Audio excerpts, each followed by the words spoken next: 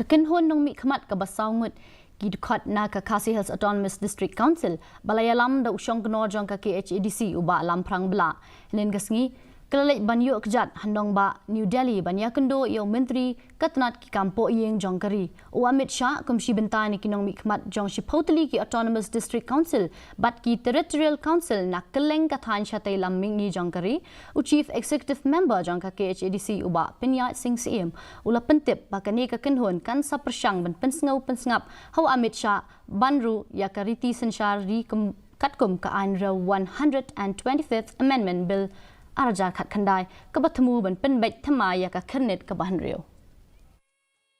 The main purpose that we discuss and deliberate was regarding the 125th Constitutional Amendment.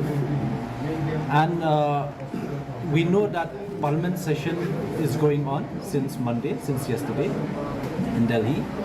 And we feel that this is the right time for us to knock the door of the central government. And with all in one mind and one voice, all the ADCs, we have approached the Ministry of Home Affairs, and fortunately, the Honorable Union Home Minister, Mr. Amit ji, has invited us today, in fact, today evening. Halor kanong rim Jong